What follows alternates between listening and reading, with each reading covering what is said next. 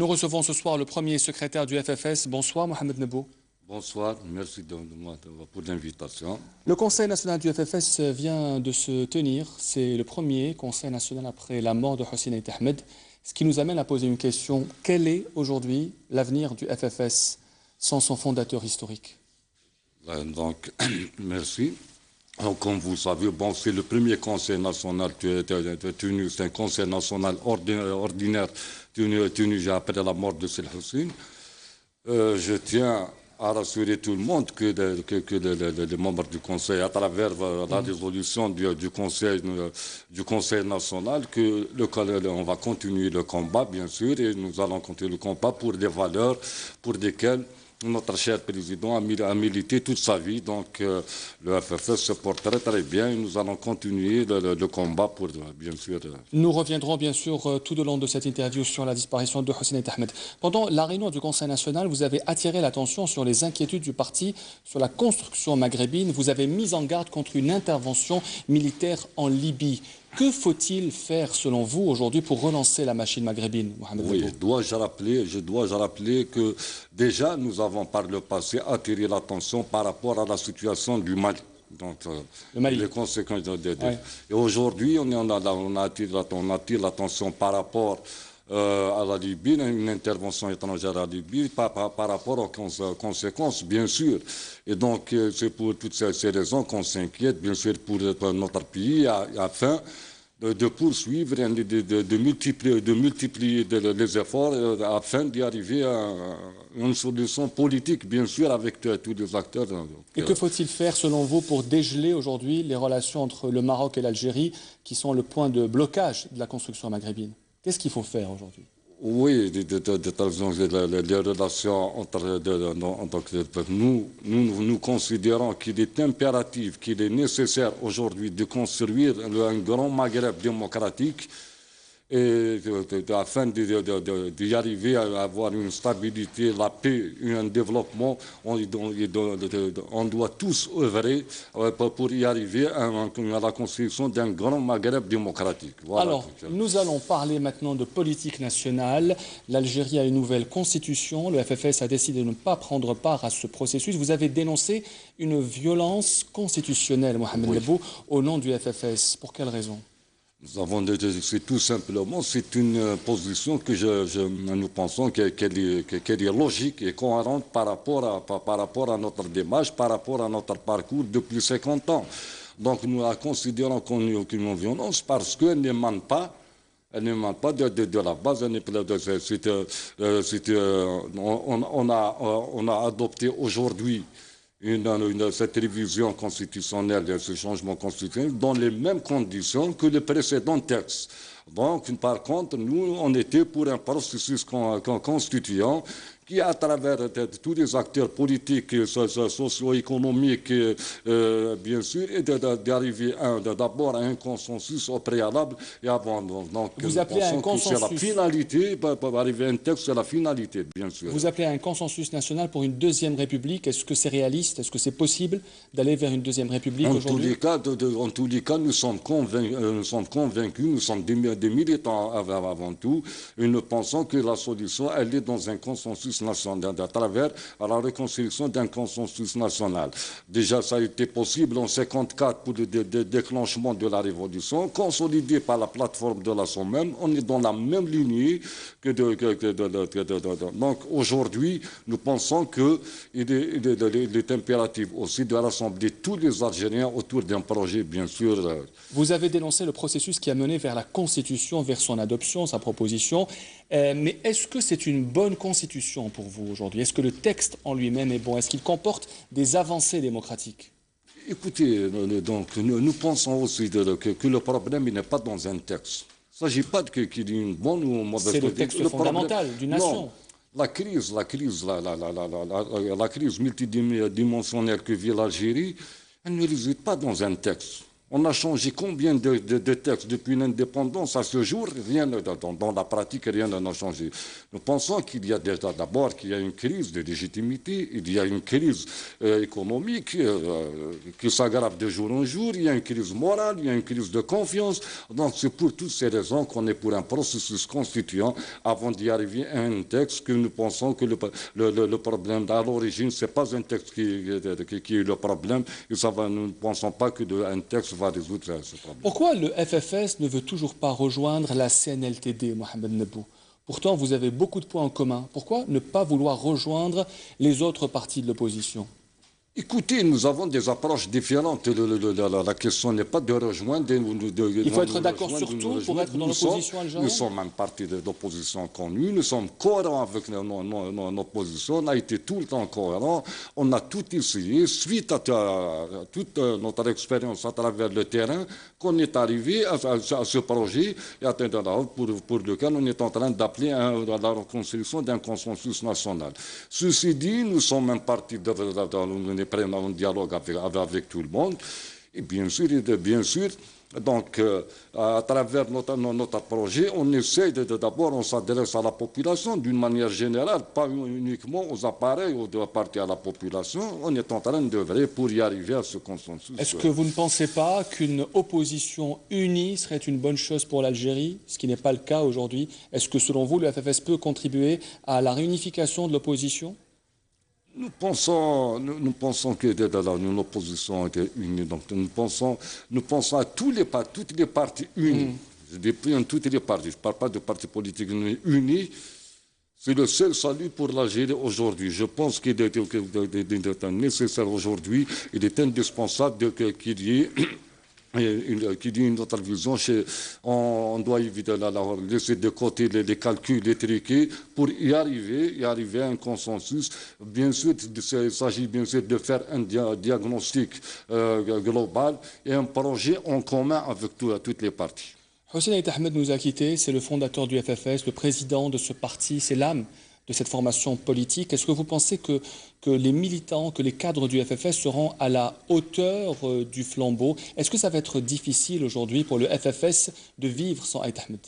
Écoutez, donc, pour le remplacer, donc c'est vrai qu'il nous a quittés physiquement, mais moi je suis convaincu que tous les militants et les militants du FFS, même au-delà du FFS, donc à travers ces funérailles, on a dû constater que la majorité des Algériens, ils partagent l'essentiel. Ils ont non seulement connu l'homme, et à travers l'homme, à travers ces funérailles, on est revenu un petit peu aux valeurs, aux principes, bien sûr, pour lesquels il a combattu toute sa vie. Donc, il n'y a aucun doute que nous allons continuer dans ce chemin. Je vais vous poser des questions à M. Nebou et vous allez répondre par pour ou contre. Oui. Abolition de la peine de mort, pour ou contre? Oui. Contre ou pour? Abolition de la peine de mort. Je suis pour l'abolition de la peine de mort. Ouverture des frontières avec le Maroc, pour ou contre?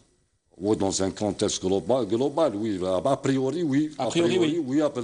Pour donc construire un grand Maghreb démocratique. Vous êtes d'accord avec le président du RCD qui appelle à l'ouverture des frontières avec le Maroc? La question, je ne pense pas que l'ouverture à elle seule, elle va régler des problèmes. Il y a des divergences. Donc nous voulons encore faire plus et aller vers la construction d'un grand Maghreb démocratique. Bien sûr. Déploiement de l'armée algérienne en dehors des frontières, pour ou contre? Contre. Contre. Donc vous êtes du même avis que le général Gaïd Salah? C'est une doctrine. Nous sommes contre l'ingérence des autres pays dans notre pays. On doit à nous tenir, donc on ne doit pas s'aventurer parce que c'est dangereux pour la nation algérienne. Il y a des rumeurs sur un remaniement du gouvernement, sur des noms de premiers ministres qui circulent. Qu'est-ce que vous pensez? Est-ce que vous pensez que ce serait une bonne chose, Ahmedou Yahya, Premier ministre? Tel que on pense rien de tout. Nous sommes pour le changement du système, du régime. On a, combien de gouvernements on a changé depuis? Ne pas parler que des dernières années. Donc, depuis l'indépendance, on a changé, on a des dizaines et des dizaines de gouvernements, rien n'a changé. Donc, le problème, il réside ailleurs, pas dans un changement d'un gouvernement, d'un premier ministre, il réside bien sûr le changement du système, du régime. Voilà tout. Merci d'avoir répondu à nos questions. Restez avec nous, vous êtes encore l'invité du journal. De nos jours, alors que le métier d'agriculteur a beaucoup évolué et impose des contraintes lourdes, peut-on pour autant dire que l'agriculture est un métier réservé aux hommes? Mariam et Amel, deux femmes qui ont décidé de s'installer comme agricultrices à Ain Timouchent. Elles nous prouvent ainsi qu'être femme et travailler dans ce domaine, c'est possible. Nabila Hussein, Houari Belkhiel. L'agriculture était exclusivement une affaire d'hommes, une activité transmise de père en fils. Les femmes ne travaillaient pas, elles aidaient leur mari, assumant discrètement, mais efficacement, une bonne partie des tâches de la ferme. Aujourd'hui, elles restent minoritaires en tant qu'agricultrices à part entière, mais elles ont réussi à devenir des actrices incontournables du paysage agricole. J'ai décidé d'investir dans l'agriculture via un dossier ANSEJ, grâce auquel j'ai pu acquérir 12 vaches laitières. Et maintenant, avec leurs veaux, j'en ai en tout 24. Je me suis formée en 1992. Je suis technicienne en agriculture. Je l'ai fait juste pour avoir un diplôme. Je suis agricultrice depuis mon plus jeune âge. J'ai tout appris avec mon père. Ici, à Ain Timouchent, les deux agricultrices que nous avons rencontrées nous montrent comment elles ont réussi à inclure les compétences féminines dans le milieu agricole. La différence qui peut exister entre un homme et une femme dans ce domaine, c'est la volonté. Je connais des hommes qui ont peur de monter à bord d'un tracteur et des femmes qui conduisent et manipulent parfaitement bien ces engins agricoles. Vous avez un exemple vivant devant vous. Plus aucune production agricole n'est inaccessible aux femmes agricultrices. Elles ont su se former, s'imposer et devenir autonomes. Elles font partie intégrante du paysage agricole, pas seulement en tant que simple touche féminine, mais bien en tant qu'acteurs économiques de grande importance. Les femmes agricultrices suscitent le dynamisme et apportent de la modernité au secteur. Nous sommes le 14 février, c'est le jour de la Saint-Valentin, une occasion pour les amoureux de se couvrir d'attention, de profiter d'une soirée à deux ou de s'offrir des cadeaux. Esma Laïd s'est rendue dans différentes rues de la capitale pour avoir votre avis sur cette journée très particulière. Quand je t'aime, j'ai l'impression... La Saint-Valentin est une fête connue chez les couples qui s'aiment. Cependant, tous ne choisissent pas de faire une halte romantique à cette date précise. C'est une fête qui est, à mon avis, plus symbolisée dans un but lucratif.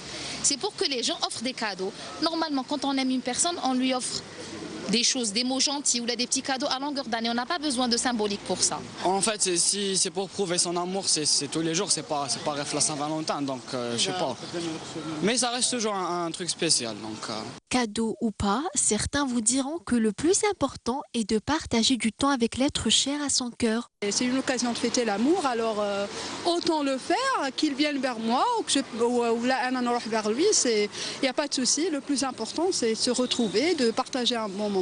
Et je pense que c'est une très bonne occasion de se rappeler qu'il y a quelque chose à garder, à protéger, à vivre. Surprendre l'être aimé ne devrait pas seulement être un 14 février, mais tous les jours de l'année, voire de la vie, amour, partage, sincérité et fidélité. Fidèle à notre amour, je suis toujours fidèle. J'oublie tes cris et j'oublie nos querelles. Pour revenir dès que tu me rappelles. Et on passe à l'info dernière avant de se quitter.